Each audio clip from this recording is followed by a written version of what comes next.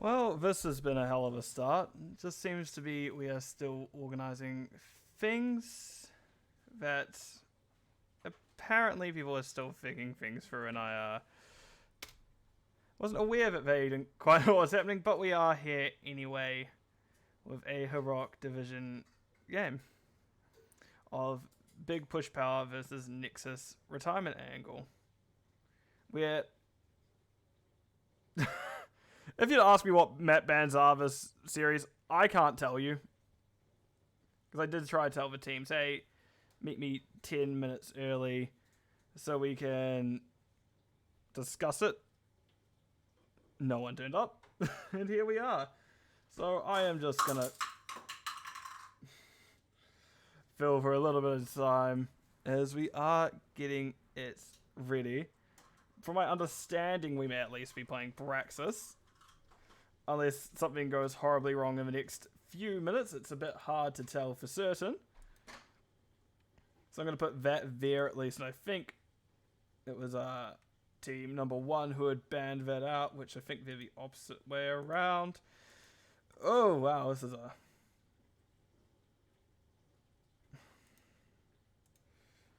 is a hell of a time. I don't know. Wait. No. Okay. I think we've got... I don't know where I'm assigning this. Sure. Wait, okay. Wait, we may have some answers. Infernal. Okay, wait. I'm piecing things together. We're learning things slowly. We're getting there.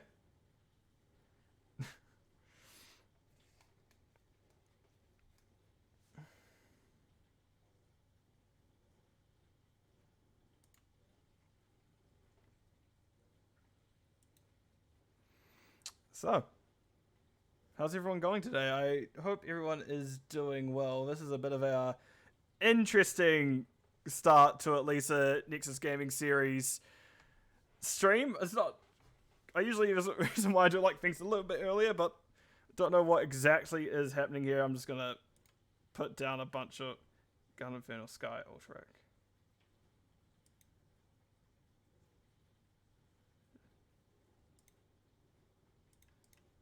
Ultrac, right. We eventually got there with bands. I can see that these are DKs. Oh, I'm ready at least when the players are. So it should be interesting to see if we get into this anytime soon, or whether the cat shall be herded anytime soon. But definitely an interesting time where I may just go, hey, just want to remind them for rules real quick.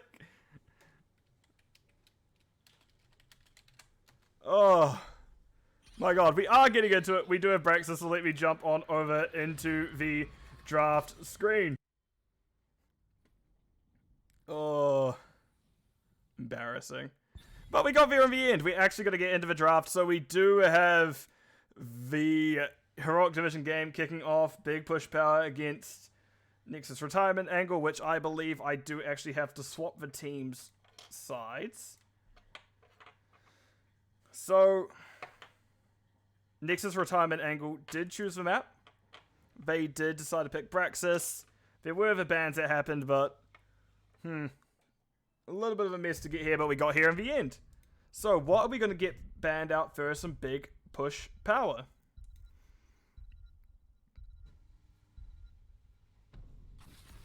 Brightwing, fair enough. I know Ellie is a very good Brightwing. Ellie is one of those healers that I look up to in terms of healing. What a surprise. What an actual surprise. Alarak being banned from Alpharak? No way. Absolutely did not see that one coming at all. It happens, but... one day I'll get to see him play Alarak. Just not this day. So what do we have next is the question. Another healer, maybe? A tank, damage? Maybe offlane? Maybe we don't want to deal Hogger or something such as that? Or a... Sylvanas. Okay. Again, this is where I'm not as comfortable as... I don't know all these heroes and... Not heroes. All these players in and out. I know a couple of their names. I know they do pretty well across the board. Like, these are all... obviously all good players. They actually know how to play a game, unlike me, who just knows how to talk about the game. and doesn't know how to do anything else. But thank you, Sturge, for following. Right. What are we going to have first pick? Joe is up. We have Hammer up if someone's inclined to play Hammer. Mage, maybe. I don't think offlane will be picked this early. It's typically not happening that offlane is picked this early, especially in when you can get counters easily. But Anduin, safe first pick, doesn't really reveal much. Just generally a good healer, a good sturdy healer. So what do we get next?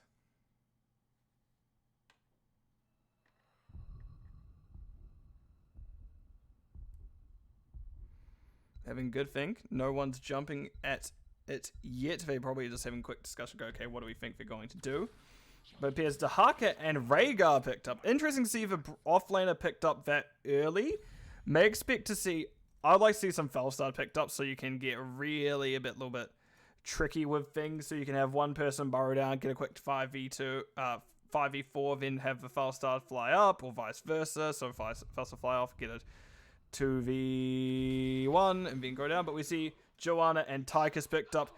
I know Alpharak does have a bit more of a limited here, not necessarily limited hero, but some heroes he is a lot more competent at than others, and his Tychus is a nothing to sneeze at, to say the least.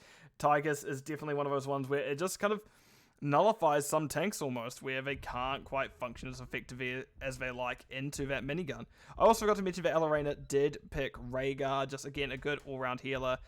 And actually a healer I've been enjoying more and more recently. I like Lightning Shield build. I know it's not necessarily the choice, but I do like Lightning Shield build a lot.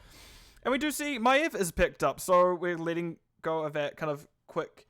They're getting rid of a lot of these I can get to X point and make things a lot more difficult for you kind of heroes, because Maiev can blink over a wall, Genji can dash over a wall. Alarak is just because Alpharak is here. What a surprise. What if they let the Alarak through? That'd be fun to watch. But no, I doubt that will be the case. And we do see Junkrat banned out last. That is just such a good control hero. Traps are annoying. Qs are annoying. The W's are annoying. May as well get rid of it. Because why not?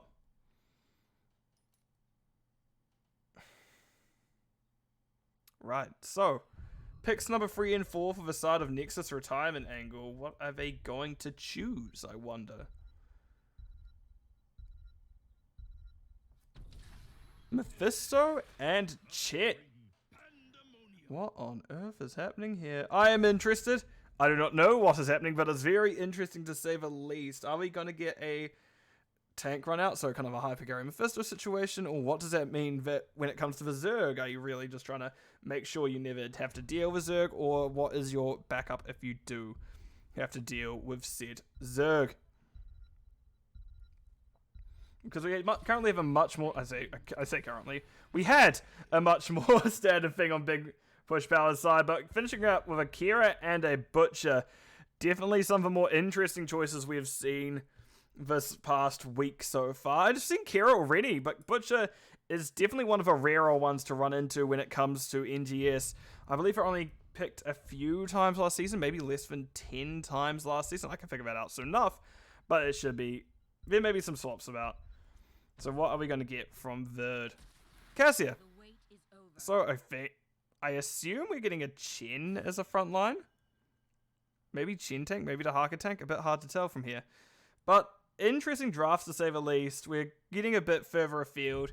Very much in the lower divs you get the standard array of heroes. So it's interesting always to see when you're getting things such as Butcher and Kira coming in.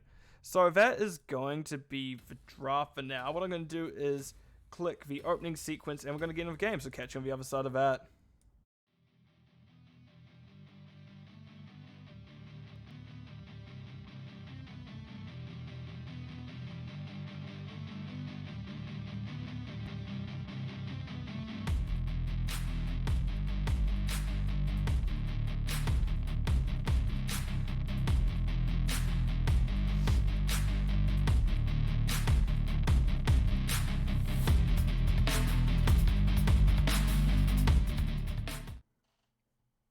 I think we timed it close, but not quite close enough, as it does appear we're still waiting on one of the heroes. So I'll go through the list kind of now as we speak. Unless Sovereign is going to get that last little bit in. So speaking of which, we have Sovereign on Kira, Hiva on Joanna, Alpharak and Tychus, Flyest Raven on Butcher, and Final Stand on Anduin. And on the other side, we have Elorena on Rhaegar, which we'll just double check in a few moments. As I said, we had Elorena, Rhaegar, AoE rules on the Mephisto, Verd on, or CTM Verd 1 on the Cassia, and DH Vivanci. Oh god, this is where it's gonna, like, my very much my knowledge in terms of things is gonna fade off very quickly. And also Jägermeister is on Systems online in 10 seconds. Space Yoshidahaka. And apparently the team is mad that Chen was picked. Which, yeah, not necessarily a standard tank option. You can build pretty tanky if you're going Chen. Don't you? God, please behave, guys. Please behave. I don't want to just have to grouch. But we are getting into it anyway. I don't actually hate. The Chen, I don't hate fully. You can do pretty well into Joe, as it is one of those, up until 10, a little bit lower in terms of CC, and the actual Chen can do alright with things such as the, oh gosh, that is actually a lot of damage coming out to AoE rules. AoE rules ultimately going to be fine. But as I was going to say, when you get to the, what is it called?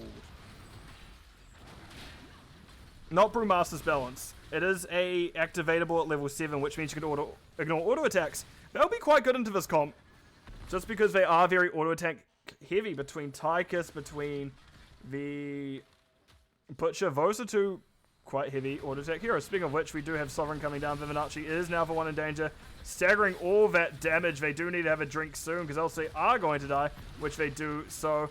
And now we just see that he's been left alone. So maybe need a little bit stronger of a core there. We see everyone is now rotating up to deal with Dahaka. Dahaka, oh no, not everyone, just two of them. We just have Butcher and the Kira, as well as, oh, he's there. Hi, Jaeger. Oh, that was a very preemptive burrow by Jägermeister. And we see the swing coming around now. They do make it a bush, but it kicks back out of it. They do get the tongue off onto Sovereign, but that is Jaeger going down. The bleed, just a little bit too much for him. Meanwhile, bottom, we do see now it's a 3v4. There is going to be a little bit more of a push. And we just have those two, those two melee assassins just chilling top for a bit, making sure that no one gets to have fun in the top lane. Right, we do see the damage coming out. Good push for AoE rolls. Damage CT and Verd. Alpharak doing their best, but just that one damage dealer here makes things quite light, especially in earlier game. Tychus, it's a little bit hard to get things done on Tychus until you have that consistent lockdown, as well as that little bit extra of burst or finishing potential that Tychus does require with him. So in terms of talents, I'm going to open this up really quick. We do have the Q build Cassia, who are doing pretty well. We do also have Mephisto, just going back to General Lightning. We have Brushstalker. No, and enhanced agility on the Dahaka, and Chen's going versus freshest ingredients, so they are stacking up those globes, making themselves a little bit beefier, meaning they can survive a little bit more. But we do now see that the team of Nexus Retirement Angle are in a little bit of a struggle currently, just because they are missing that normal frontline. There is that roaming Butcher. It's much harder to know what you can get away with me situation. And keep in mind, Butcher's already at 50 meat. That is better than like 99% of the Butchers I run into in my Storm League games. Most of my Butchers in my Storm League games end up at like 10 total. Vivanci goes down. Chen to deck out. Chen. Flyest Raven picks up that's meat. Most people find Verd now the one in danger. We can see the objective will go over to the side of Nexus, big push power. Nexus Retirement Angle just kind of reeling a bit, not knowing what, not quite knowing what exactly they need to do into this. Elorena AoE rules making their way up now along with Chen, but Butcher's just left alone to clear bot. Butcher's like, you know what, I'm fine. Very good that AoE and Elorena made up here. Now, and Hiva, I don't know how to quite say the name, but Hiva is making way up. Also, I will note that we could have Subdue Quest on Joanna, Martial Assassin Tychus with 2 stacks, and the Piercing Light Anduin. Not quite found anything yet, but can do pretty well. Right, we do have the objective being cleared up pretty quickly, actually, by the team. Which, considering how the actual channeling went, the dealing of the Zerg wave went very well for this side of Nexus Retirement Angle. We see Vivanci going in, well, helping Elorena because Sovereign wants that healer But no, they will be denied the hit onto them as level 7s come through first with a side of big push power. Lorraine and AoE Rules having to back out. We do have Sovereign and wailing what they can because I think they were actually Q at level 1. Not often you see maximum effort into the Thirst. The Thirst. So there is actually a decent amount of damage that can come out from these heroes now. It's not something often you see, but it can definitely do amount. I know I've been recently liking the auto attack quest, the build, but into Cassia you can't really get away with that as easily, especially with those blinds that can come about. Also, no, Elorena did reset there, and once again we have a little bit of a fight going on bottom between Jaeger and Sovereign. Jaeger not quite finding that tongue, and level 7's just coming through now for the side of Nexus retirement angle.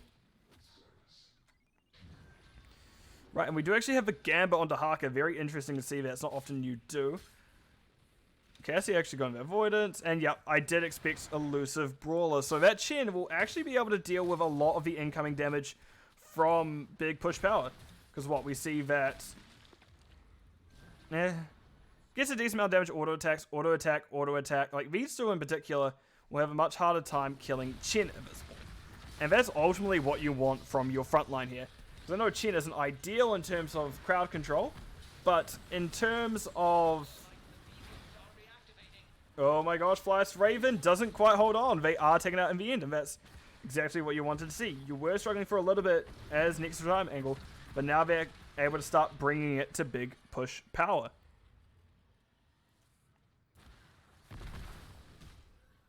Right, again, we are just going to give us a little bit of a patience bottom.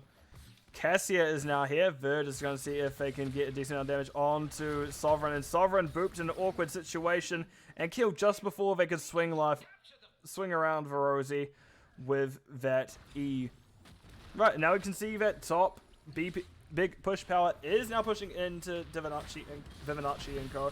Vivinacci does get stunned. I imagine we're going to see that Elusive Brawler. There it is. The move speed helping them get out, as well as just ignoring a little bit of those auto attacks. Dahaka has burrowed bot. There is nothing to stop them top. Nothing stopping bottom. Bottom is currently capped, and Kira's figuring out whether they want to come straight top or deal with bottom.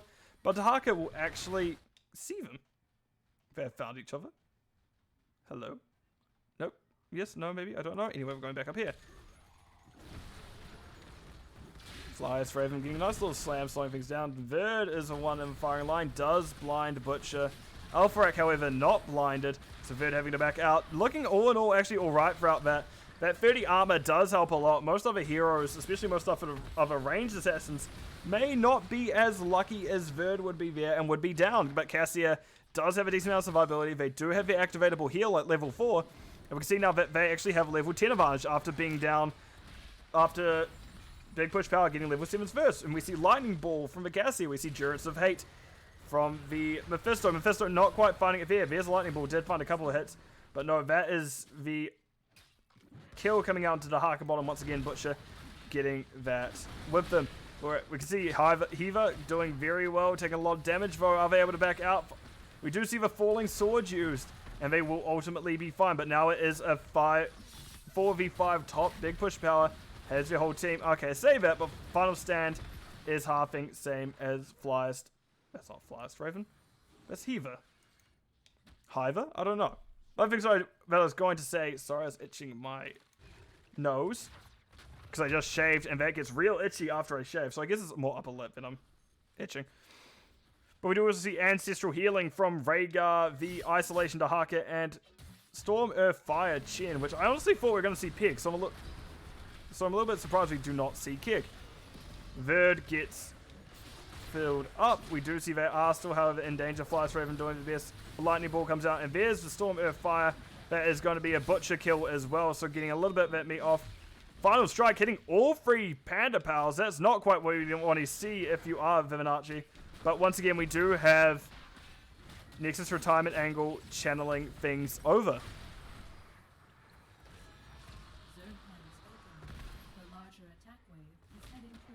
Right, and actually this is the first reasonable sized Zerg wave that Nexus retirement angle have.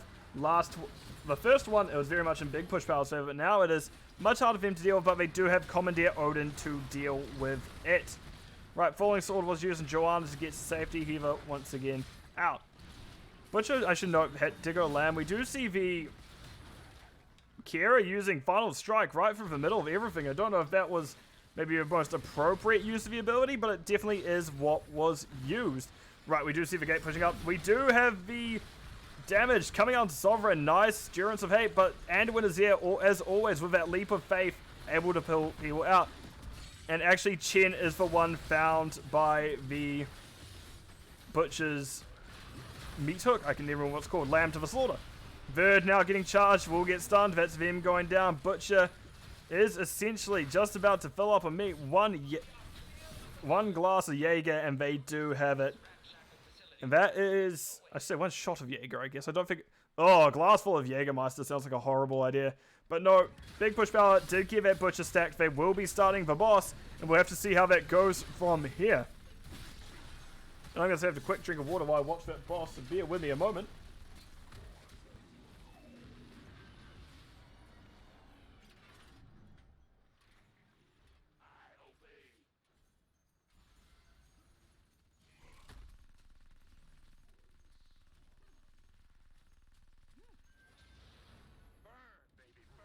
I said a quick drink of water, but that was like half a liter of water at once. Anyway, we do have a boss on the gate of Next Retirement Angle.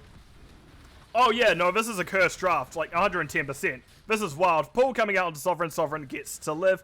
They shouldn't have. But yeah, Chen main tank. It doesn't... Yeah, Butcher has already full stacked. They already have a 200 meat. But we are into the moment now where, well, there's at least a decent amount of damage coming out. Vivinacci has been struggling a little bit with a Chen main tank. They did take Elusive Brawler, Elusive Brawler, so they can deal with a lot of the damage that is coming through from the heavy auto attacks, such as Tychus and Butcher. Speaking of which, Butcher coming in from behind. Alarena is for one of the firing line, does get hit with a chain, and will be taken down as Hiva falls on top. And now Flyers Raven is in backline. AoE rules is getting relatively low. There comes the Panda Pals. They do try to stop the Butcher, but Butcher's gone deep. They know they're dead this time and grab the meat before they're on their way out. This is 100% a Viv draft. It very much could be. I know I've heard Viv make some interesting choices, is my understanding, but I don't quite know what those choices were up until this point. This point is a very, I think I understand all of a sudden what Viv does. Right, grenade hits Jägermeister, and the team will be backing out. Beacon's coming back online. Relatively even structures. The team of Big Push Power have pulled a hit on kills. And I've got hiccups, goddamn. And once again, we see Hiva using that falling sword to get out.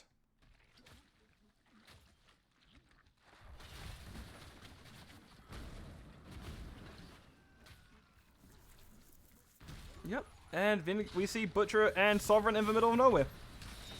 They once again had tried to flank. It didn't quite work out this time, as we're catching on to... Oh, that may have been a little bit early in the Elusive Brawler, as that is Chen taking way too much damage.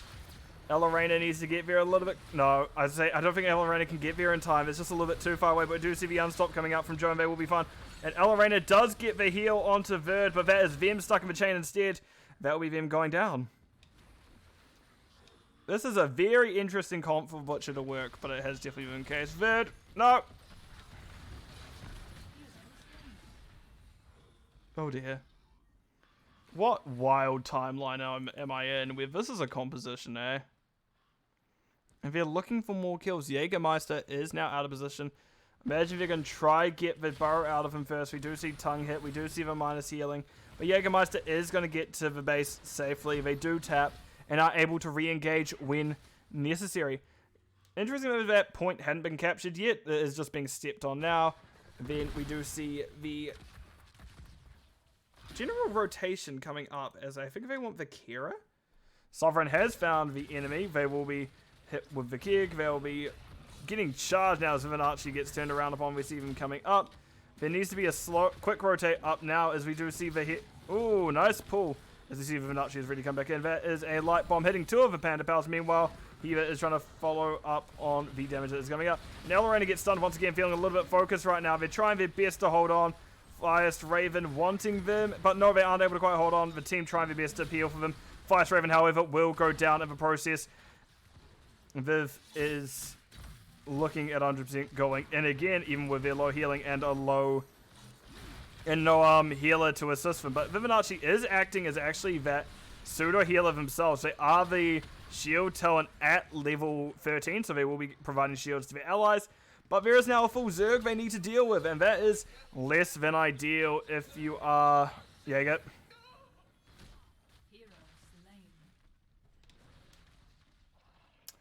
I see. I think I understand now. I don't understand, chat. What the hell? But no, they are honestly going to be fine. There isn't too much that can push into them. As a lone Tychus, you are a little bit scared, even if it is just two other heroes. Those two heroes being Chen and Cassia can actually be pretty potent. That is not something you might quite want to run into, as that is a reasonable amount of damage between those two heroes alone. Alpharak, you know. He makes a good point. Gosh, I really don't know what these people are on about half the time. I'm going to be honest. But right, we see Flyest Raven is really pushing. And I believe they are thinking about... No, I see. Maybe think about boss or invading. Nope, they just want to play it safe. Joanna is just coming back up now.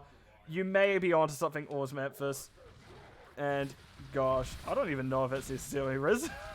I honestly don't know. But no, we do see camps getting taken pretty quickly. All four coming out at roughly very similar times, just a few seconds in between each of them. AoE Rules has found everyone. If anyone checks that bush, they may be in trouble. But no, it is Verdenko that is going to be the target. Ella Reina staying very far in the back. Butcher once again going for him, but actually uses the channel onto Verden. That maybe actually have been a mistake, because, well, Ella Reina is probably actually one of the ones you need to be worried about if you're the team of big push power. As the healing is they're doing very well in the healing, and the actual healing with the shields and such is doing pretty well. But we see Flyest Raven is pushing in, but we do see Anduin goes down in process. But all while back here, we have Sovereign trying their best to leave. They're not allowed to leave. The E is dodged. Sovereign is stuck in a corner. This is a rather cruel form of bullying. Meanwhile, Butcher's died between their fort and keep. Tongue came out from Jaeger, and that will be a full 5-man wipe over to the side of Nexus retirement angle. I guess the Chen draft just really needed to come online at 16/20, but it did work out somehow. So far, I should say, at least. But respawns are coming through in a few moments. It is Tychus and Joe not too far away. The rest of the team a little bit further. But the game may be over by then, as they can burn through buildings very quickly with this draft, actually. As we can see, it is already, well, down now. I'm looking straight at like where my camera would be, but currently it is broken. So there's no point me looking at the camera kind of like the office, like, yeah. But no, that will be a quick 2 buildings, in fact, for Nexus retirement angle. If they were top, that could have been the end of the game, but it's very hard to tell from here. In the meantime, beacons are activating, bosses being burnt, and the team of big push power just recuperating now, and they will be able to see what they can do. But they do need to deal with boss, they do need to deal with objectives, and they're going to be looking for kills once again. And Viv has found the enemy team, and as well as Hiva found everyone else. Oh gosh, such an awkward fight. Nope, we're zoomed back in. Never mind, we do see the charge coming out. That is just a silence onto, I think it's Ella Reina. Yep. Once again, that silence finding Ella Reina is causing such an issue. They are really knowing that they do need to be ones coming out. Now, we do see 2 lightning balls out at the same time. That was doing so much damage. And we can see a third one coming out not too far away as Verd getting the damage off. And Flyest Raven now is in trouble. Jägermeister pulls him, but Anduin has the final. Nope. Anduin does not have a final say. It is actually Verd who has the final say on that. Cassia does dive on top. Not on Cassia. It was AoE on the Mephisto that got the kill. What am I on about? Sovereign now in danger. We see everyone getting relatively low, because without that healer, it becomes much harder. But you do have a pretty sizable Zerg plus boss pushing down. And even with the chaos that was the beginning of this match and the draft itself, it looks like GG is going to be called, as I don't think one Anduin can defend against a full Zerg wave and a boss and 4 out of the 5 team members of Nexus retirement angle. So that will be the first game of the series, going over to Nexus retirement angle. GG's Call by both sides. Well played.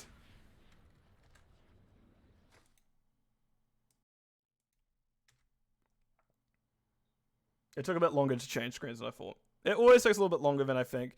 But having a quick look at stats, we do see Rhaegar with 56k healing compared to Andward's 92. But Elorena was very focused by a Butcher. It's quite rough when you are the healer sometimes if there's a Butcher running around wanting you.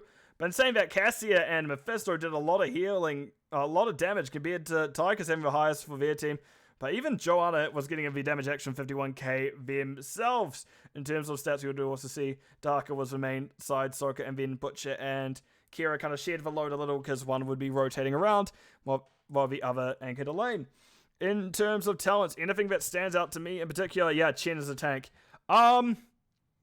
No. This actually more or less makes sense. The only thing that I really question marked was the Q build Kira. Just because you don't see Q build Kira very often. I did enjoy it, to say the least. It's interesting to see what it can do. It did pretty well, all considering. I will have to keep that in mind next time I try out Kira, but it is not often that I do play. How much of that chat shows enough? It's not very often that you do see Kira in these situations. So I did like seeing it. So what I'm going to do is go back to the... Or if you know my Draft Spring... You know what? It was entertaining, Viv. I'll give you that. Thank you for following. Right, so the question is, what is going to be map number 2? And thank you for following Korok. Correct? Korok? Okay, I'm going to start figuring that. I'm just going to start believing that one wrong, and I'm going to eventually get there. Right, let me change it back on over to this screen here. I'm going to say, yep, first map went over to Nexus Retirement Angle. So it'll be very interesting to see what that next map is. So just going to keep an eye on things, and hopefully we see something shortly. So that first draft was very interesting. To put it that way, it's very interesting. It's definitely not something I'm not quite used to, as I am very much more used to the... I'm not the best player in the world. I'll happily admit that I am comfortable in Div C, and I'm happy there as well. I can play my silly little off lane, my fun healers, and I'll be happy. But as soon as we get into weird drafting such as this, I am lost about what I can do. And it's actually something you don't see often. Chen, you don't see often. NGS. Kira is also not seen often. Butcher even rarer. So it's nice to see these heroes that aren't as often picked come out of the woodwork. So the question is, what will we be having next? I'm just going to scroll down here just to have a look at this person. Just make sure they're not getting into a game without me realizing it. And I wonder if there's going to be herding of cats going on again, because considering how long it took for them to figure out the map bans in the first place, I'm terrified of how long it's going to take to figure out the maps they're playing.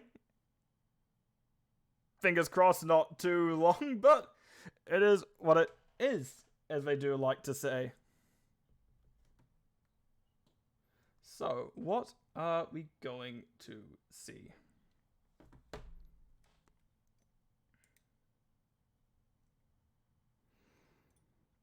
Tomb of the Spider Queen.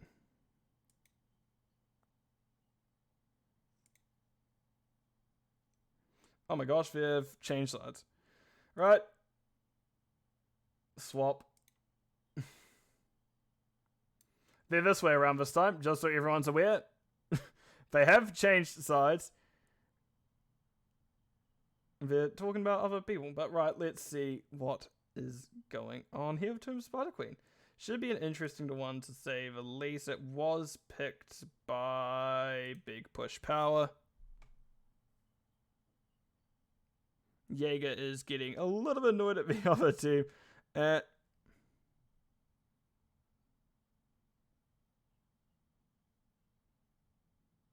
What? Okay. I was like, what is happening here? I think they're still figuring things out a little bit. There's a little bit of teething issues here in terms of the teams, more or less. But what the...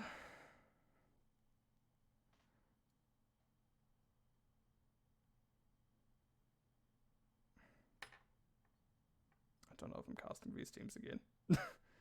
What is happening here? So people keep joining and leaving the lobbies. It's getting very confusing. I don't know if one of these people are actually on the roster themselves. I'm just going to have to check that now. They are. And I feel like some people are getting a little bit annoyed this series, to say the least. Right, it looks like they finally have figured things out, so hopefully we'll be getting into it soon. I'm just going to say I'm ready when you guys are.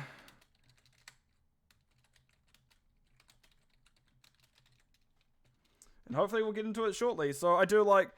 Okay, as I say, I do like Tomb of the Spider Queen. I like casting Tomb of the Spider Queen. I hate playing Tomb of the Spider Queen. It is one of the ones that I'm not so... I don't like it. I don't like it, to say the least. It gets really... It's probably one of my weaker maps. I do apparently just not get the spider butts. I do not understand when to push hand in, when to not, when to run X, Y, or Z.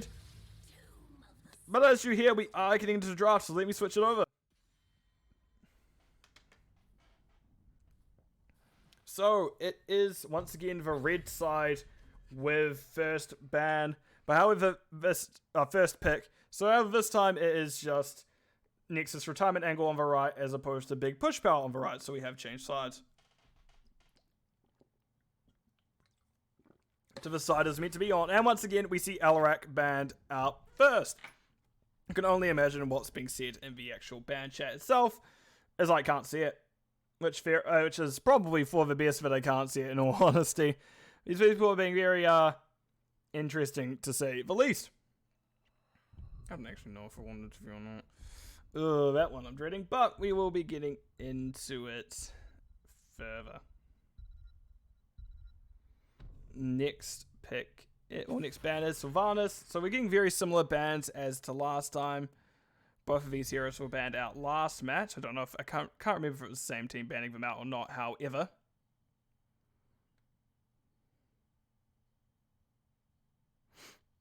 so what comes next? Medivh banned out this time. I guess that makes sense. If your name is literally Flyest Raven, you're probably something to do with Medivh. That makes sense. I'm not a very creative thinker, apparently. But that is okay. At the end of the day, I don't have to be. I just don't have to know how to talk and how to push a few buttons every now and again. So, the second ban for Big Push Power, what are you going to be? Brightwing, once again, respecting that Alarena Brightwing, which, yeah, fair enough. It is a good Brightwing. I've seen it in action. It does well. So, what are we going to first pick? Does the side Nexus retirement angle take the... Do they take Viando in this time? Do they take Joanna? They do have a lot of picks. Vala, even if you're feeling like that way. Junkrat's a good one here. Blaze. I'm honestly surprised to see Blaze didn't turn up last time, but last time was weird.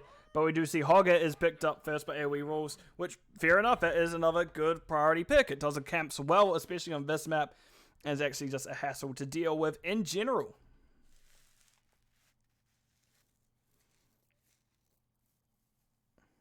Right, first two picks for Big Push Power. Maybe a tank. Maybe a healer. Ragnaros and I don't know. I don't know. I don't understand. I'm not even going to pretend to understand what's happening at this point. Stuff is happening.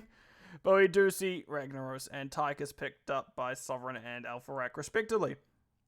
Respectively, sorry. Right, and what is after that? I do wonder. Diablo picked up by Verd. So we can actually give a relatively normal tank by Nexus retirement angle. I'm saying that very hesitantly, because I feel like something is just going to like go offlane Diablo, have fun, and something's going to go out window. But we do see Anduin picked up by Alarena as well.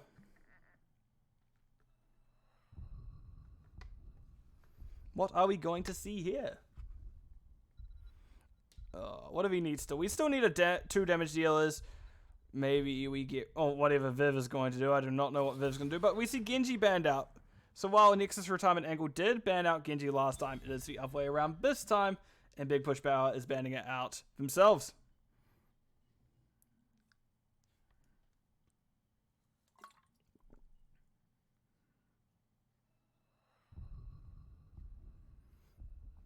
So what do we see next? A Lucio ban.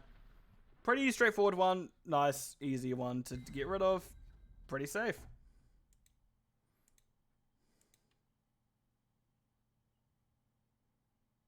And what are we going to get next is my question. I've accidentally tabbed out the game. My bad. 2, 1. And Blaze, there it is, and Alex Strut.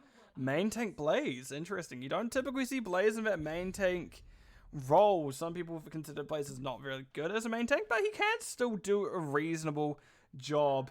Unless, of course, they are going to be picking another tank to go with that, just because Alex Strut maybe indicates that we are going to have circles. But we do see Maev and Vala picked up in the last slots of Nexus retirement angle. So, Big Push Power, what are we going to be? Are we going to be another tank? Are we going to be a damage? Are we going to be annoying? Because Flyest Raven, I know, does have some interesting picks up their sleeve as well. I can't quite remember what they are off the top of my head, but I do recall they are definitely interesting. Right. So, show us your secret, Mr. Raven. Sergeant Hammer.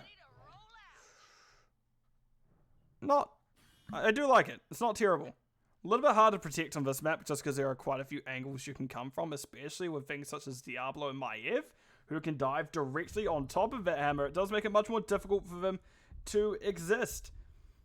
But I do like both drafts of the end of the day. Again, I may be leaning towards a little bit for Nexus retirement angle. However, I guess we'll have to see how that goes as we are starting the game countdown.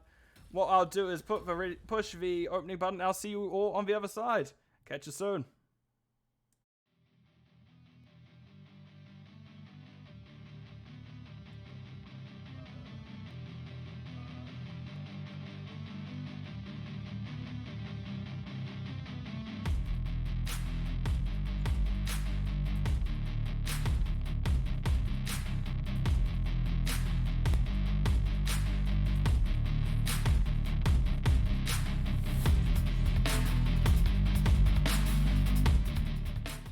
So they loaded in much faster that time. On the left-hand side of Big Push Power, we have Sovereign on the Ragnaros, Alpharak on Tychus, Final Stand, I believe, on the Alexstrasza, Flyest Raven, sorry, Final Stand on the Alexstrasza, Flyest Raven on the Sergeant Hammer, and Hiva on the Blaze. And on this other side, we have Verd on Diablo, Bob on the Hogger, Vivanchi on the Maev, Elorena on Anduin, and AoE rules on the Vala, who basically went up to give Hiva a hug, then decided maybe hugs aren't the best idea considering it's over here. Also, thank you for following Goon. Excellent to see you here. So, let's just see how this goes. I can't guarantee how it's going to go, because last time was definitely weird and went a different way to what I expected, so who knows? Anything can happen, but we do see Vivanchi going in the backline. Does get a nice pull onto both Alpharak Final Stand, but meanwhile, Sovereign is stuck in an awkward spot. Bob going in behind him, but can't quite get him. Vivanchi then pulled by Elorena. AoE rolls in to get that kill, and they do so quite effectively. And there's a quite aggressive play from AoE rules, considering they are the Gambit talent at level 1, but we can see they're ultimately going to be fine. They do know their... My bad. I say they do know their stuff when it comes to it. They know what can get away with, know what they can't.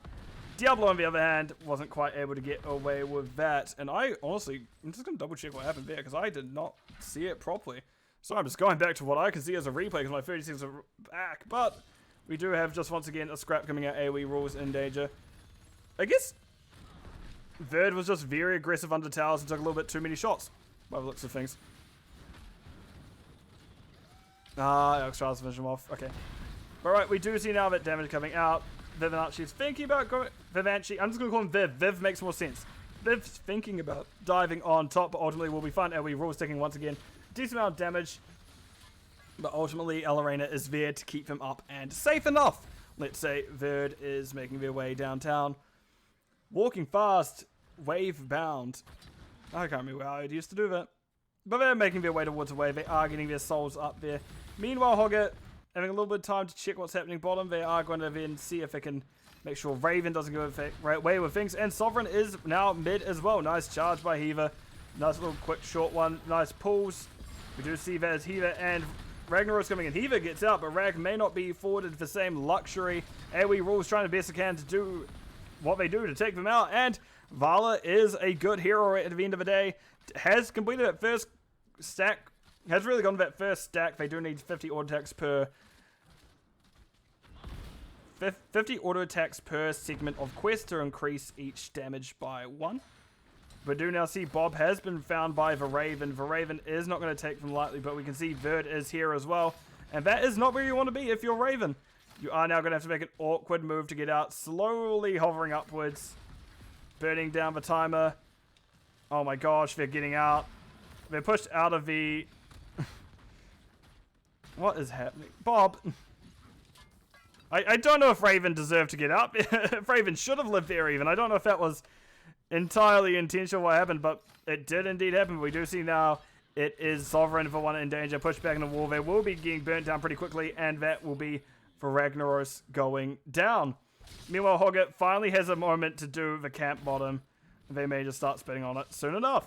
Mid, however, we do have the Bruce camp picked up earlier by Nexus retirement angle than beside a Big Push Power. Big Push Power really not touching their own stuff at all. They've been really focused on this mid lane.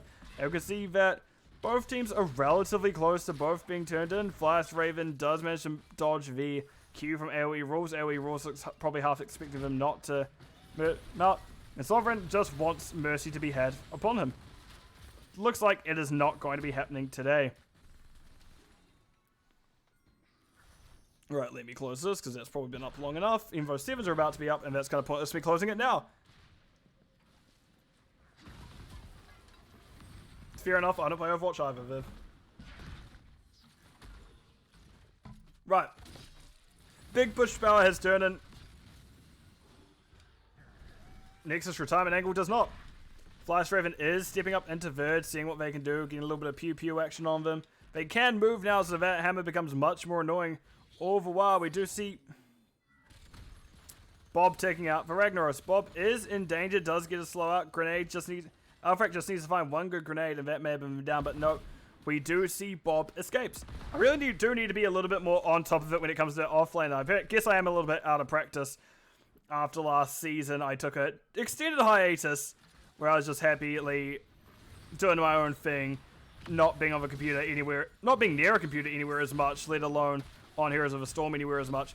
We do see Heaver is the one in danger. Vala is going down. That is a stack of Gambit, just a little bit too much damage there for them. Heaver now is one in danger. Any knives? That is knives coming out. And Heaver going down. Alpharak is flipped and pushed into the team. Vivanchi sees the faking put Alpharak in awkward situation. They are. Vivanchi has to drop. We see Verd now throwing Alpharak in. Alpharak just feeling a little bit like a ragdoll currently. Tossed forwards and back. And we can see that both teams have turned in now. So I guess, are we A, waiting for 10s to come through? Alarena's not going to be able to turn it. Yeah, I'd say Alarena's not going to be able to turn in there. There is a hammer watching it. You can't stay there for too long. Right, we're in an awkward spot now. Vivanchi does have to do a flip. Verd trying to get past for Raven. And we're fine. And, okay, knives. Sorry, Sutherland. You're not knives on here, man. Relax. But no, we do see that it is the red team getting the Web Weavers out now. Bruiser camp just caps now, however. So they're going to have that to... So the side of Big Push Power is going to have that to deal with the enemy's wave. So I imagine we may actually see Web Weavers being pretty successful top and bot, but mid maybe not. But also, you may just want to keep Big Push Power mid here if you're Nexus retirement angle, because there is that incentive to keep them in the lane. But we do see a lot of buttons being pushed and a lot happening. Actually, Heaver gets pulled away by the cage. Nice pull by Alorania, keeping him alive. Light Bomb and Apoc both actually found pretty decent value. But Final Stand did have that Dragon Queen Alexstrasza form ready to go. Ragnaros has actually dropped the Molten Core in mid, which is basically over at this point. Mid one is actually relatively low. Top is half still. Top is the one that's going to be getting all the pressure out. And we can see Verd trying to zone out the enemy team for as long as possible. Big Push Power needing to step past that overgrown Fire Lizard. Charge on Heaver, not quite finding anything. Bunker comes out, and actually we see the Sulfurous Smash come out. Not often you see Sulfurous Smash, but hey, I do like seeing a mix-up every now and again. And Ragnaros goes down before the Avalanche, not the Avalanche, the Lifebinder can get that full heal off. It does take a little bit, and unfortunately for Ragnaros, that little bit was just a little bit too long. Verd was looking to go in, and their charge, I believe their charge was actually cancelled by Flyest Raven, so that is unfortunate for them. Right, Nexus retirement angle actually nearly has another turn, and they're 10 off of it now. Meanwhile, it is Big Push Power does indeed have it themselves. So either A, we've got to get Alpharak in, which Alpharak is doing so now. Vivanchi playing a little bit too safe, so they won't notice Alpharak's doing. And we do see Flyest Raven once again. Ooh, that's unfortunate. But the charge didn't quite find there. So that charge is finding its mark. Heaver does take out the Maev, and Verd is safe enough. That Fire Lizard will be fine.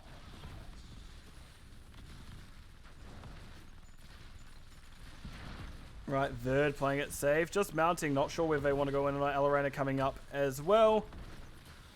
And actually, in that time, all of Big Push Power backed off. But they don't need to stay anymore. That fort is as good as dead. The Web Weaver will get it. You can't burn that fast enough if you are a Diablo and a Anduin. That's actually just something quite almost impossible for you to burn through before that objective, not that objective, that fort is lost. So very smart, just going, you know what, we've lost it, we go elsewhere, see if we can pick a fight, see if there's anything we can do about making sure things don't happen. Speaking of things happening, we do have a lot going on down here. A 2v3, Bob and AoE Rules doing their best to see what damage they can do, but we do see that the stun comes out on Sovereign, didn't quite meet up with the Apocalypse. They will go down. Ultimately, we also see there's not much happening here either, just defending off wave, a little bit of scuffle. AoE Rules having to back out. Bob as well being forced out by Final Stand. Web Weavers have destroyed a fort. Interesting. So. Well, that's a yawn and a half. Sorry about that. No, well, actually, both teams, I'd say, more or less around turn for the Sun Nexus retirement angle, they're actually on the correct side turning. For the side of Big Push Power, they are not. Also, Maev was found by Heaver before they could step in. Sulfurous Smash doesn't quite find Viv, but that is fine if you are Nexus retirement angle. You'd much rather see that Sulfurous come out now and attempt to hit you than it actually hitting you later during a team fight.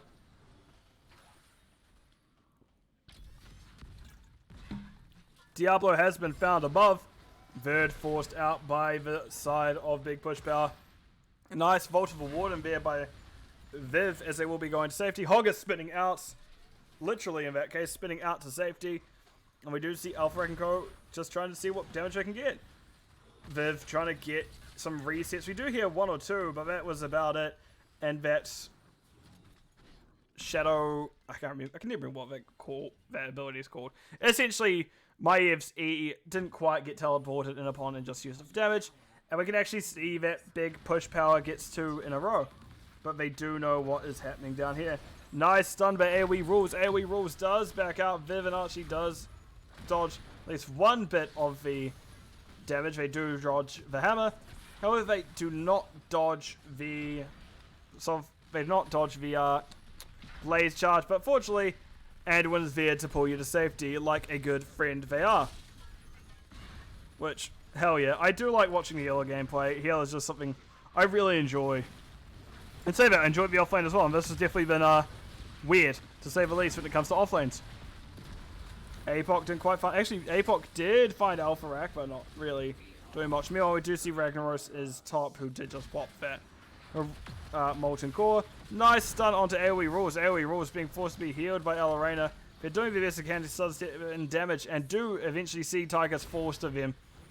Right, AoE Rules now going for Flyest Raven, but no, they are just getting the Lifebinder out from them, and will ultimately back out.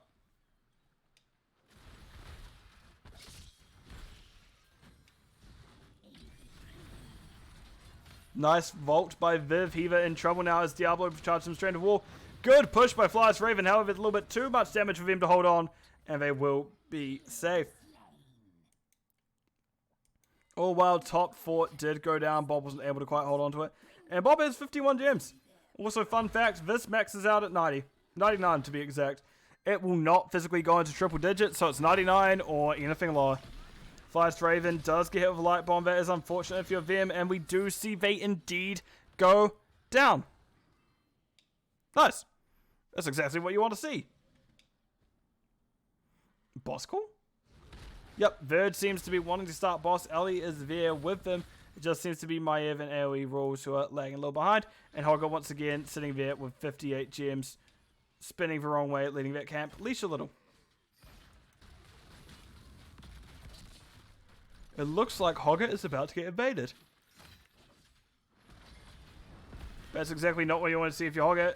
You do use the shockwave, but he does just get out. He had to give the camp, but ultimately that is fine. You ended up getting the boss top. You can deal with 2 camps. The boss will take a little bit longer to tear through as well, albeit is the sand golem, so not the most amazing of bosses at least. And Flyest Raven's getting pushed. Oh, welcome to the tornadoes. Right, camp's getting cleared out by the side of the Nexus retirement angle. Top, meanwhile, Alpha Rack and Flyest Raven are doing their best to clear out boss.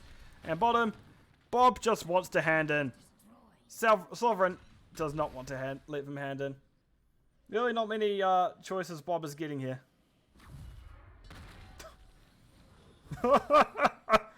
I love just the sort of furious directing him here. Bob really is not allowed to hand in. So Bob is choosing to fight. And Sovereign may about to get his comeuppance.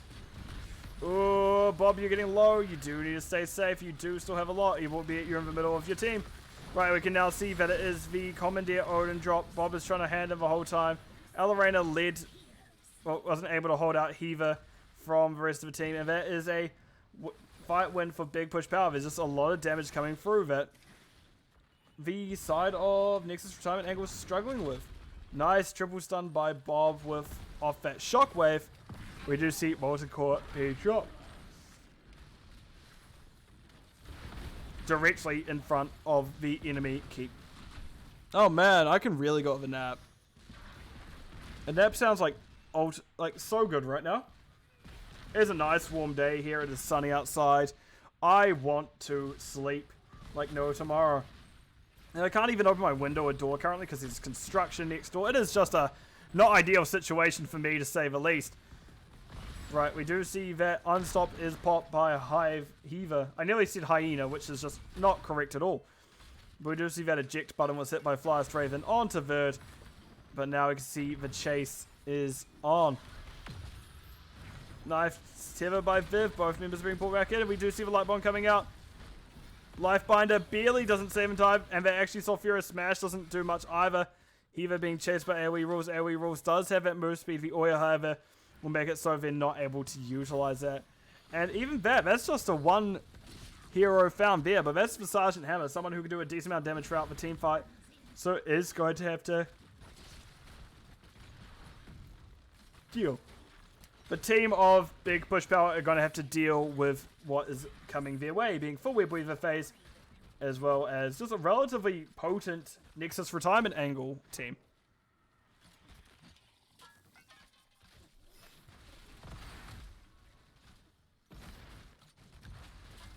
Right, so we're getting that push in. Let's see how this goes. Viv is going very aggressive, actually. And we do see nice use of the new habits there. Heaver very difficult to deal with, it turns out. Doing very well as that tank. But no, we can see they're relatively low. Maev got just enough resets off just one, that is.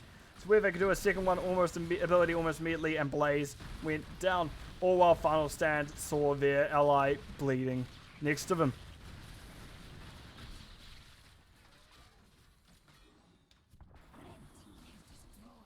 Right, so Nexus retirement angle is actually getting pretty close to balancing things out now. Just one keep difference, really, when it comes to this. Okay, ignoring gates exist. Let's just talk about the main 6 structures outside of core. Just one keep difference. All the forts are down. One keep is down top lane for Nexus retirement angle. And Big Push Power just do still have to deal with a rather sizable wave coming up bottom.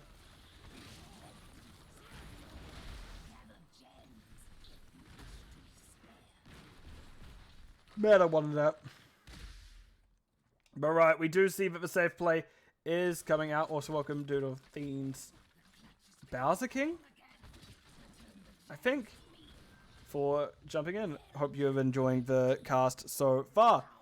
So, the side of Nexus Retirement Angles did get hand in there, so they will be able to see what they can do with this. Viv looking to see if they can dive with a wall on top of someone, but there is a relatively safe play coming out where they aren't able to do so. Right. Soul Starter is complete by Bird, so now they are much more difficult to deal with, especially as they are going at kind of those classic builds. You see auto attack build. Diablo becomes a lot harder to deal with when you do have it full souls up. That 1.5% healing per auto becomes 3.5, and once you get that engine running, you are doing a lot of damage, a lot of stuns, and a lot of healing in a very, very short amount of time. And now we do see the Commandeer auto being dropped, and the rest of the team kind of just playing around it.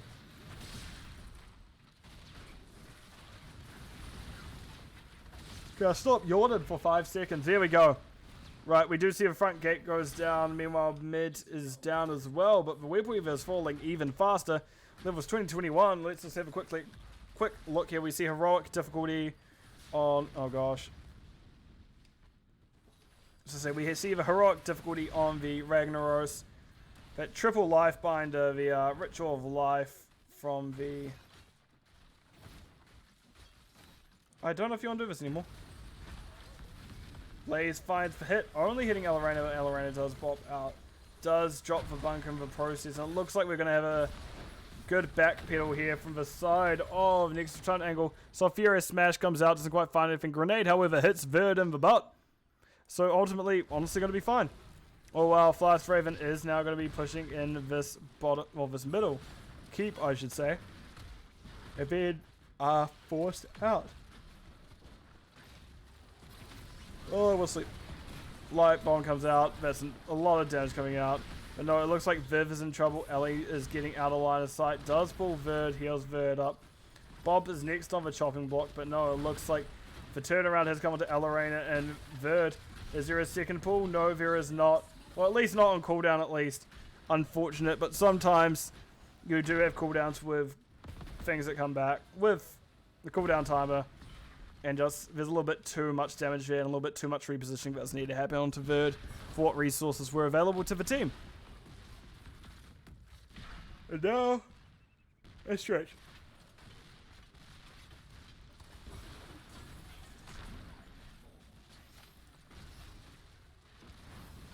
AoE rules rolling into Flyers Raven. They are that percent damage at level 16, so they are going to do a decent amount with it. But no, it is very much fair. Turn-in is going to be happening for big push power, as we do see Blue Web Weavers will be descending. Let's see how this goes for the side of big push power. Good, Bob. Yep, you can see there's wariness of where Diablo is. They don't quite want to deal with Diablo. They didn't find him ultimately, so Diablo does get out without giving out too much information. But we'll have to back out the long way. Meanwhile, we do see that Web Weavers will be essentially spawning about here-ish. No, back here. What do you know?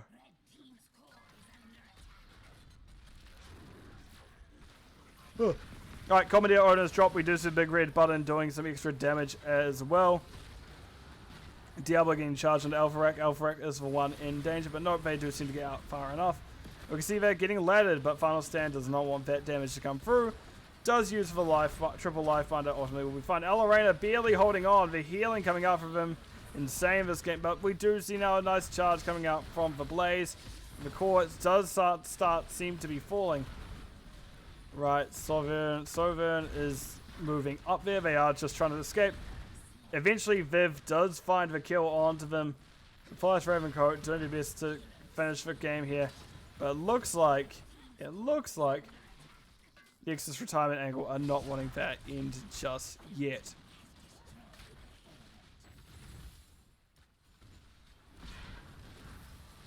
Right, 4% left on core, and that will be the second game of the series. Going over to the side of big push power. GG, core by both sides. Molten Core reset cooldown is wild, good hammer play. Yeah, no, I do like seeing the hammer. It's very interesting to see. And Molten Core, especially heroic difficulty, is so good. Especially on these maps where a lot of the forts and keeps are very close to each other, you can get a lot done with it. But in terms of stats, you do see Hammer was quite a difficult character to deal with. 125 siege, 115 hero damage. Compared to closest on the other team, which is Vala, 150 siege, only 98 hero damage. Alex Strasser and Anduin doing a lot of healing. Thank you, Jason, for the raid. I gotta remember how to do this now. Shout out.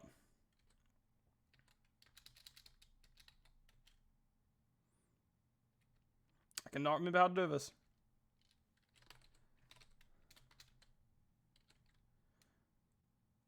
Is it going to be this easy for me? Is it going to work? Are we going to be fine?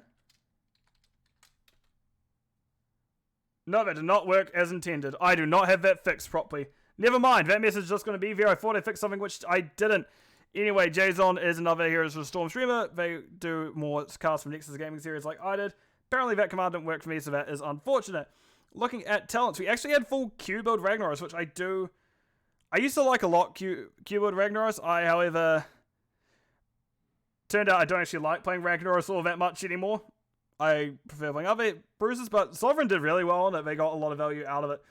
Obviously, note we do have Alex Q build. Sergeant Hammer did definitely got an interesting build for Sergeant Hammer. We don't see this one as often, especially not that level 1 of Ambush, but it did pretty well. Obviously, note is we did have that auto attack build Hogger, which not Hogger. What am I on about? Not Hogger. Auto attack Diablo, which did a decent amount of its own as well. But right, let me switch it on over to the map view screen. And now it decides to ping it. As I once again am noticing the theme of pick the map, win the map. Oh, you've got 2 today? God, nice. I could not.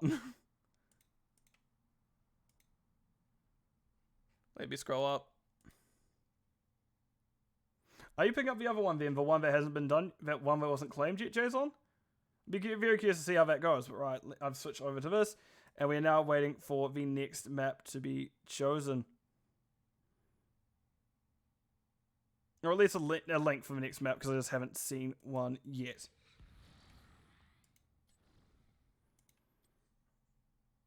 Hopefully I can see that lobby very shortly. So there have been pretty good games thus far. Very interested to see where that final one goes. Oh no, I see your next one's BOS, never mind. It's Slash. Oh! I'm wondering how I messed that up. You can tell I do not do this enough, don't I?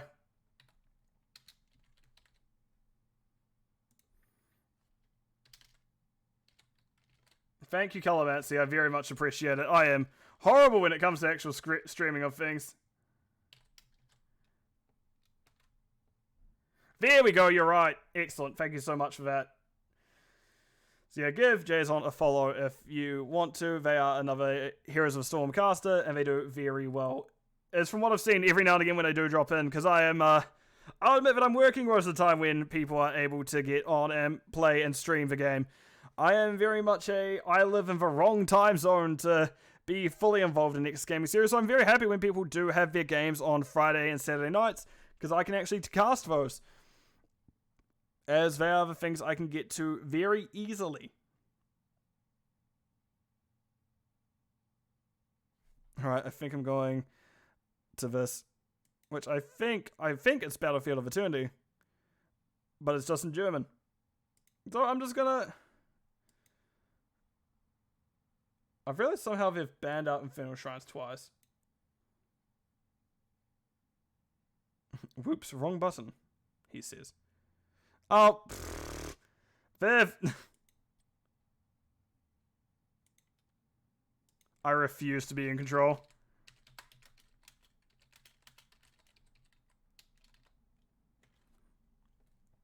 So, we do have Battlefield Eternity coming up, which I do like Battlefield a lot. It's one of those ones where you do just get to fight a little bit. You get to have a little bit of fun slapping people around, so will be fun to watch. In terms of comps, God only knows what's coming here because, well, I haven't figured out to this day what is going through Viv's head. That is someone who is just like absolutely going for it in terms of what they are ready to do at any given time. I was going to put down I'm ready as well. As we do have that it was picked by Nexus Trumpet Angle, which also, thankfully for me, they did put things the right way around this time, which makes it so I don't have to swap things around every single map, which I'm very happy they did finally get that solved. I imagine we're going to see very similar bans as the last time. I imagine we're going to see Alarak. I imagine we'll see Sylvanas. Maybe Diablo this time. What else was banned? I'm frowning. I'm just like, what was banned? Wait, I'll see if I can figure out what the other ban was. I think it was Garden. How do I have Infernal Shrines and Alteract twice? I've realized that somehow everything is broken.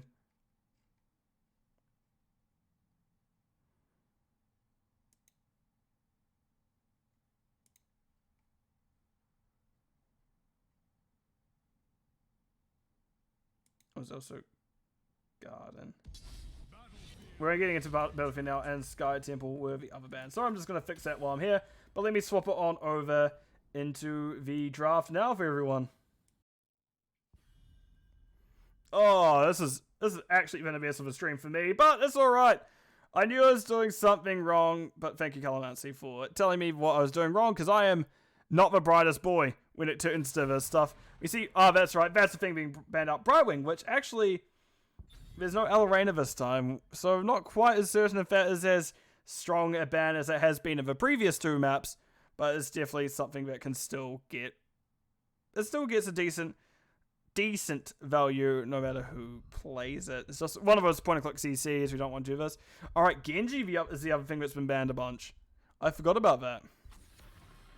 And we see Alarak banned out once again. Are we surprised?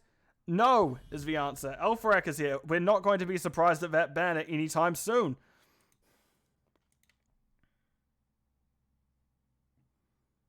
Right, what do we have next? Are we going to see what has already been banned out, or are we going to get something different in this ban slot? So will it be Genji? Will it be Sylvanas? We'll find out.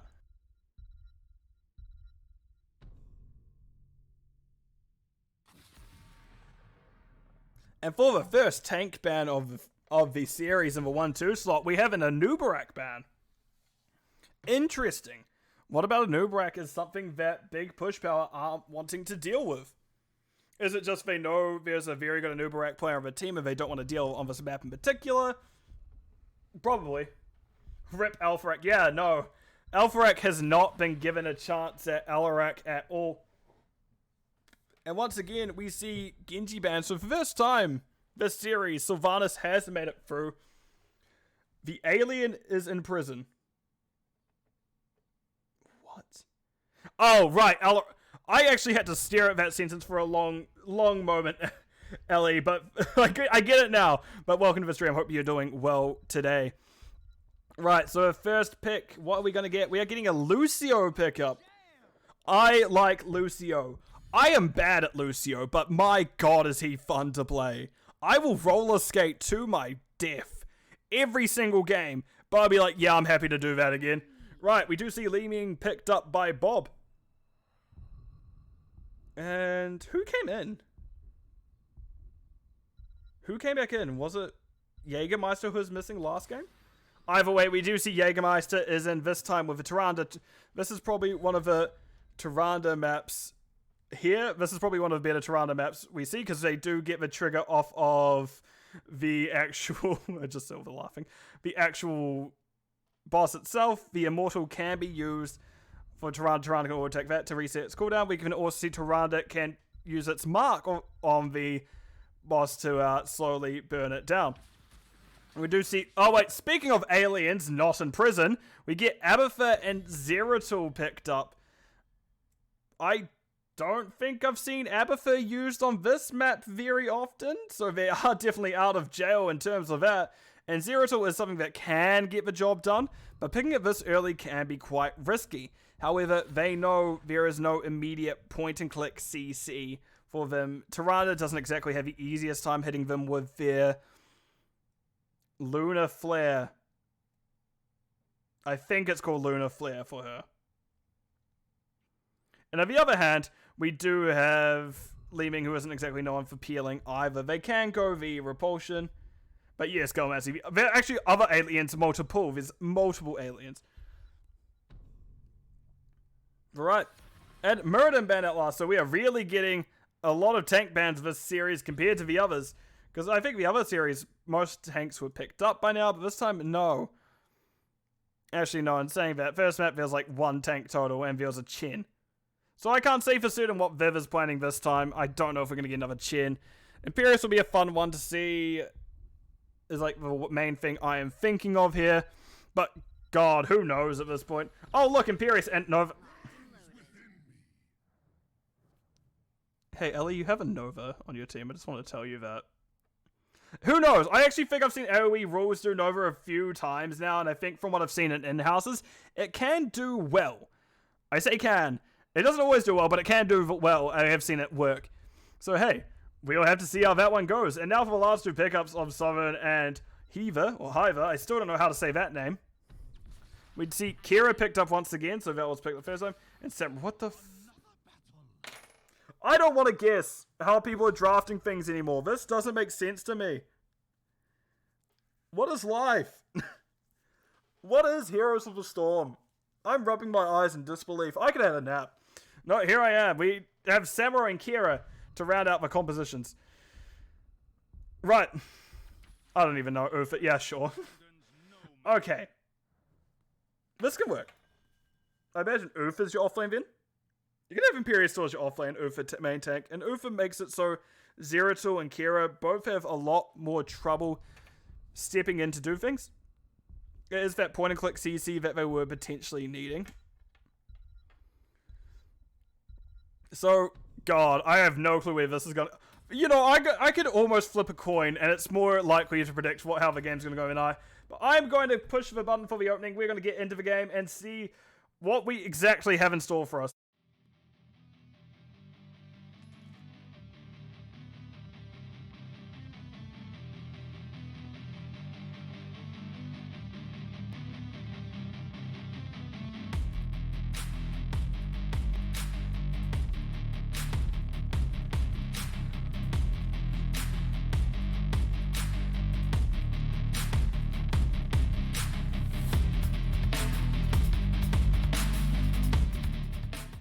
Right, so we have AoE rules on... I nearly called it Kira. It's not Kira. That one's a Nova.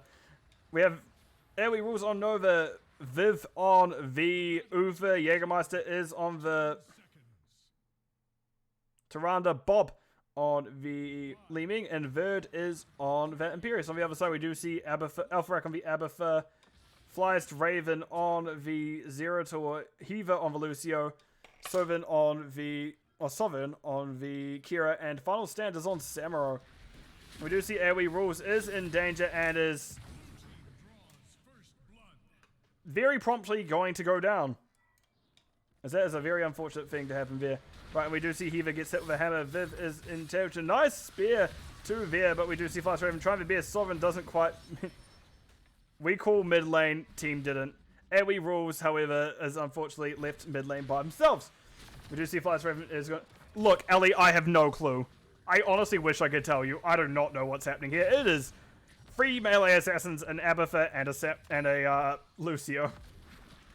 So, Flash Raven is just going to do some nice instant spear from Verd, actually, catching Flash Raven. This is the most I've ever seen fighting in this jungle before anything happened. Hiva is just chilling there, not quite sure what to do.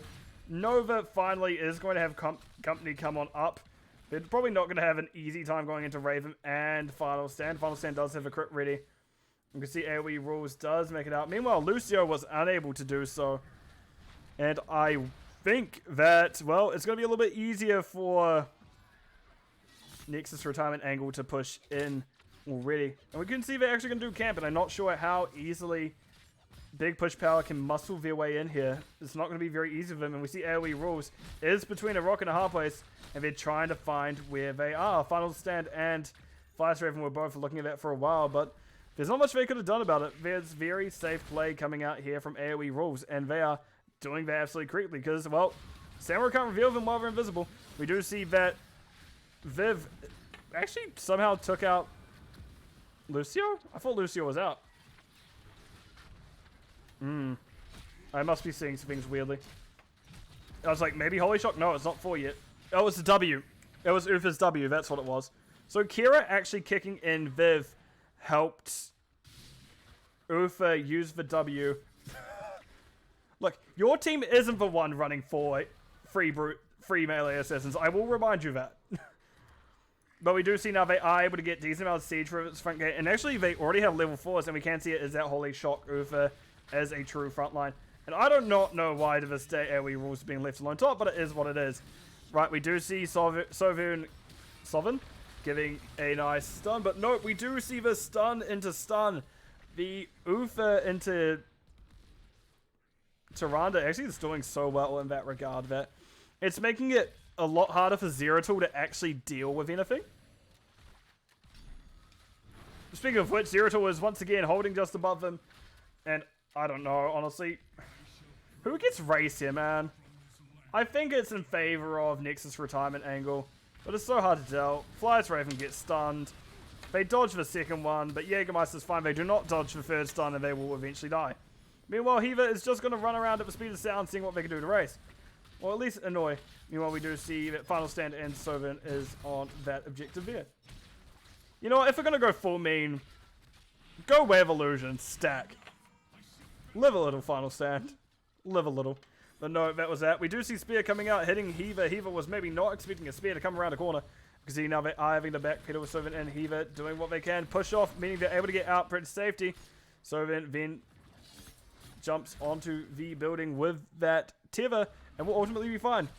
So Verd is going to see what they can do to at least slow things down with AoE rules, but Jaeger and Bob is going to be racing in the back. Right, we see an owl flying through. Both healers had a quick reset. Viv is coming down now. And actually, Sovin kicked onto a clone. So this is actually going to be a very close race, and it is barely in favor of Big Push Power. Just the tiniest of shields on there. However, that is 2 kills now for Big Push Power, as they do get the Ufa, they do get the Imperius, and now they're going to have to... Now that Nexus retirement angle, actually going to have to find a way to deal with what is happening. Whatever this composition is that Big Push Power is using, it is just a big question mark for me. I'm not even going to pretend to know what's happening. I'm just going to go, yeah, this is what's happening. I don't know why, but it is indeed what is doing. Right, Verd is going to be using their ability to clear it out. I believe we see the Cleave W... The Cleave talent at level 7, which I can open it up. I don't know why I'm saying believe. I can just check. Tyrande is that build. We do have that. Why do we not have cleanse on Uther? Why don't I have cleanse on Uther? I'm breaking slowly. I'm like, yeah, okay. I thought there's going to be cleanse. There's no cleanse. Instead, we have Guardian. Armor of Faith, actually. So we very much... Viv is going to try his Q as much as possible. So I also imagine we're going to go the Q talent at 16. Maybe not 13, but definitely 16. Probably 13, let's be real. And yeah, we do see stun coming out onto Kira. Sovin taking a lot of damage. We do see that it is at least a Calamity leaving. So there is some sense of normality here. They did go dominant still, which when you have double healer, I'm not entirely sure why. But we do see Bob did take out the Zeratul. We do see the Lucio going down next. And now that what was pretty even is now basically a full level lead. And Final Stand is here just to go, I'm here as well. But no, they are forced out. Right, and this is finally going to get some more building push for Nexus retirement angle. As Big Push Power, Kira isn't necessarily wanting to go into that. You don't necessarily want to jump actively into an Ufa who has their hammer at the ready.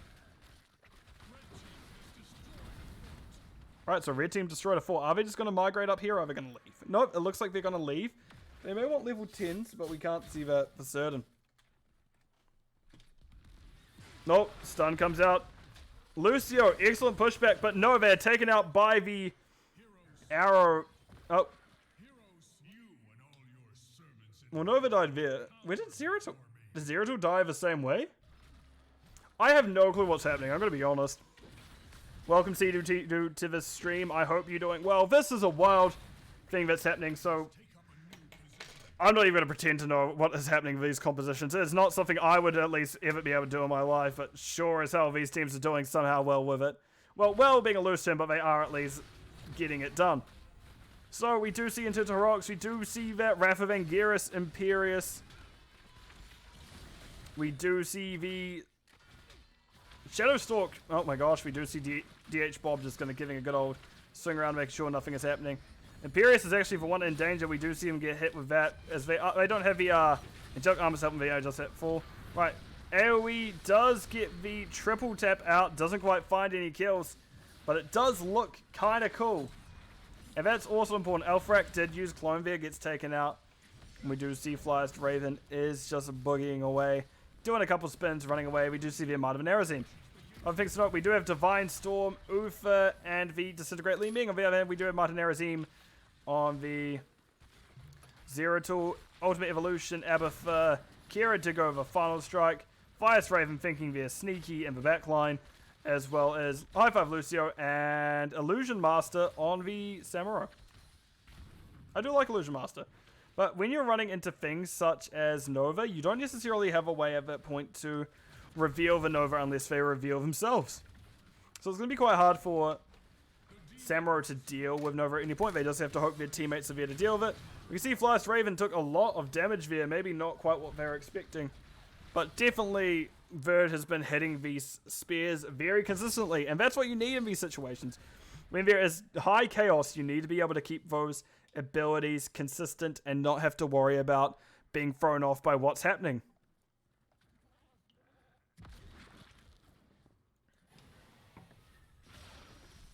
We see the owl coming through. Bob is doing a quick clear of a minefield. Only found one in that area, but still not really wanting to get hit by mines. Sovereign is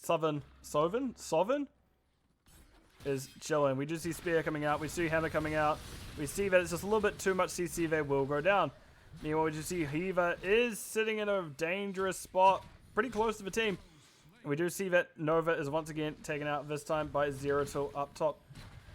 What are these spears? I know, the spears are actually doing great. The spears are amazing. We see Alpharak is the next one in danger. Actually, I say in danger is a loose term, but that is actually just evolution going down. Viv was invisible, but no longer. They did decide to mount instead. Looks like we may be considering an invade onto the enemy camp, but no. The team of Big Push Power has respawned by now.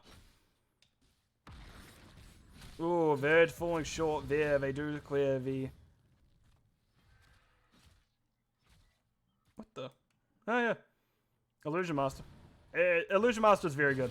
It's also something that I'm very good at. It's a little bit above what I can do as a player. But I do very much like playing Samurai still. Either way, just spin at things every now and again, quick clear that, even on 2 lanes, and just run away. Some people very much disagree with how I do things. And we can see now that Burn has started for Nexus Retirement Angle and Big Push Power. Big Push Power does have now, it really is just full Q build. Big Push Power already has a lead over one Immortal, and the other is slowly getting burnt down as well. Very much Nexus Retirement Angle are going to have to aggressive this. And Nova has gone down once again. Flyest Raven and Hiva getting very aggressive into that. We see a Samurai clone in behind. Interesting. Oh, it's gone.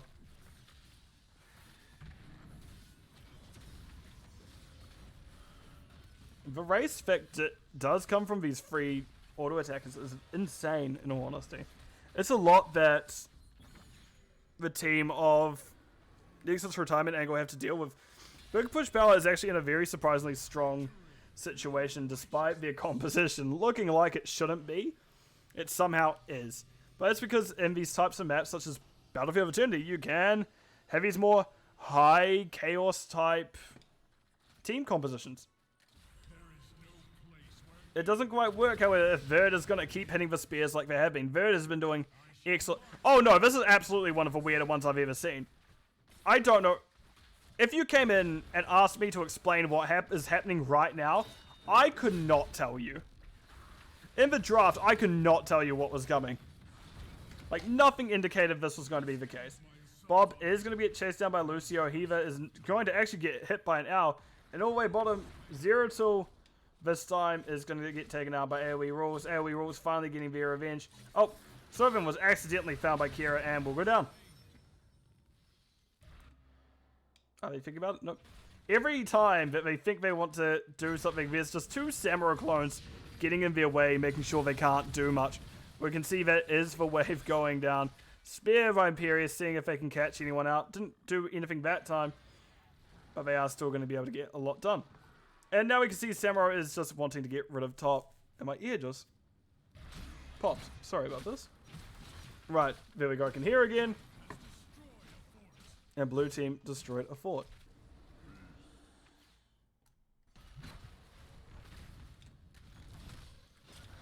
Right, there is the clone from Alpharak. Heaver doing what they can to heal and slow everyone up. Right, there is the Wrath of Anguirus. I think it's the first one I've seen, but that is Alpharak going down. Meanwhile, AoE rules body is just going to go cartwheeling across the map. Not quite able to go anywhere. And Immortals are spawning in just under 30 seconds. This is a interesting situation, to say the least. It is definitely a map, to say the least. Right. Bob blinks straight into the mines. Jaeger's found some mines. Jaeger's found a Zero Tool. Good spear by Verge, just making sure they do cover that in case Zero Tool is wanting to go in. It's starting to reveal how Verge is kind of treating this game. It's very much a pattern and rhythm game for him. Just, you know how it's going to happen. And we do see Bob is actually Diamond Skin. So they will be eating a decent amount of their damage with those blinks. Right, Jägermeister is the one in danger now. We do see the Invis. And that is a triple tap onto Raven. Raven getting relatively low, but ultimately is going to get out safely. It is time for a change in Owl hit them.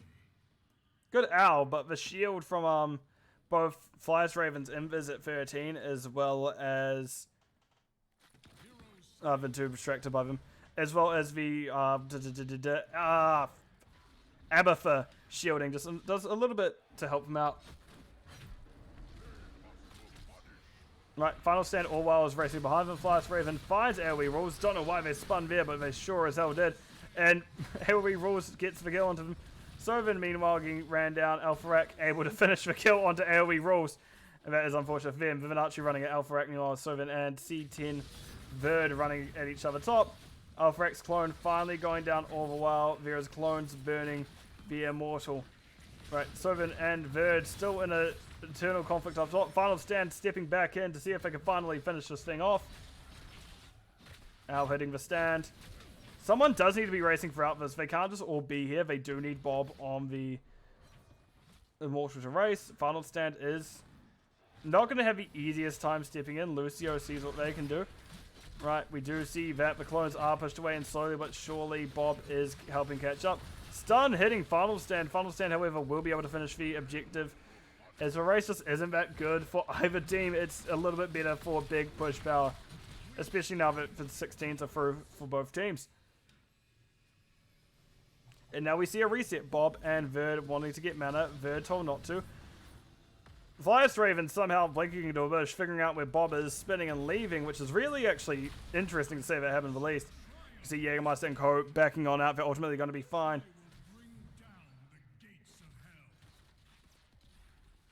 And now we have, again, a rather small shielded Immortal pushing in. Both these times, the Immortals aren't getting the most shielding, they aren't getting the most value, and we often see the value coming in elsewhere. As you can see, such as Samuro and Zero Tool pushing bottom.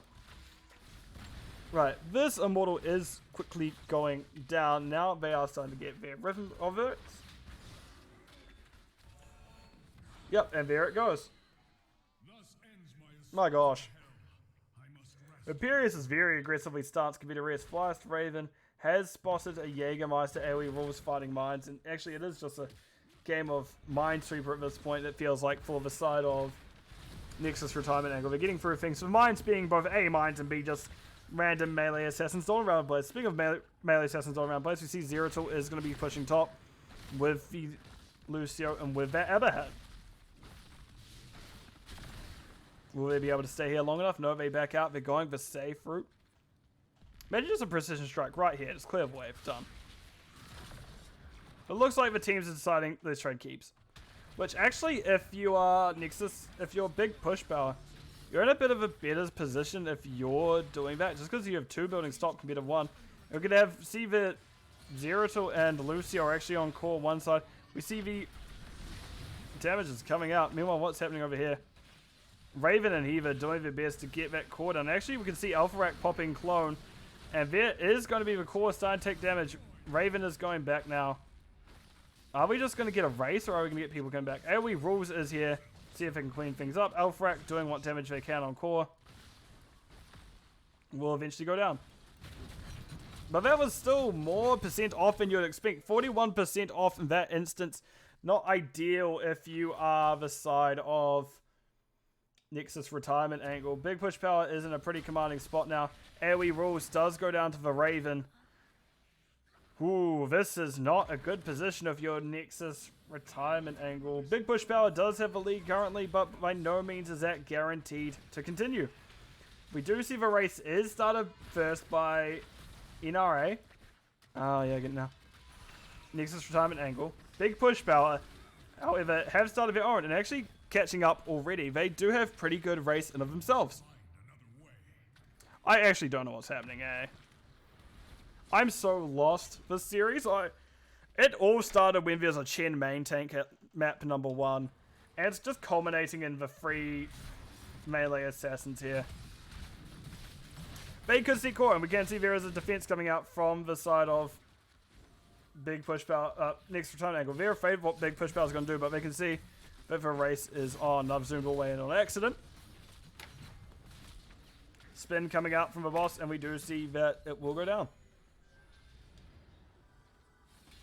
And the Immortal does land mid, and we're going to have a defense from Nexus retirement angle. Oh, I really want to pick their brains as to what the hell is this draft. I am so confused.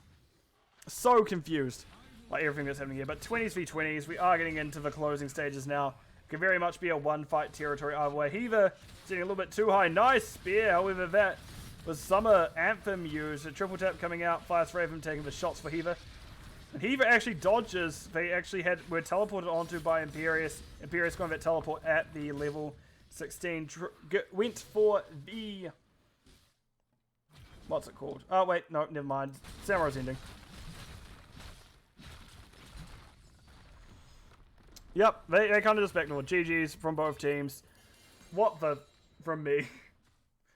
I don't know actually how to describe what happened in that series. That's the thing. It was... I can't think too hard about it. I will actually lose my brain. I will lose my brain if I figure out what was happening there. So, that is going to be it. Okay, everyone. Plasty, you... But no, that'll be it. I will be calling it there. We did have a 2-1 for things. I'll just quickly talk about what's happening in that draft. What was happening in that draft? We have a triple melee Abathur Lucio composition, which shouldn't have worked anywhere now as well as it did. But with the split pushing constantly from Zeratul and Samuro, it's just a little bit too much for Nexus retirement angle to deal with. Sure, they had a pretty good way to dealing with them when there was fights happening. Kira, Zeratul, and Lucio all had trouble. The factor was that Final Stand Abathur were able to get value elsewhere. The Abathur actually set up a minefield around the place. And, well, yeah, that was a lot to deal with. And I do like the kill chain that was coming out from Nexus retirement angle. They were able to lock people down and get pretty consistent kills onto the team. But there wasn't too much they could do about that split push. In terms of builds, let's have a look at things. It is a time. They are very interesting to say the least. We once again see this Q build from Kira. Which I do like the Q build from Kira. It does pretty well in these situations. I found that it does do well. Like, from what I've seen, the Kira can do well with it. It's not something I've tried before. I'd have to try it myself to really get a general grasp of it. But there it is. Lucio did pretty well. And then just this composition I have as well. I don't know where I can go with any of this. This is all just wild to me. So what I may do is I may check what is happening in the NGS space for people in it. So bear with me as I look over here. Calendar. So I'm just going to have a quick look at things. So I may be going over to Chaos Pigeon, I suppose. So let me start raid Chaos Pigeon? What do you mean no isn't?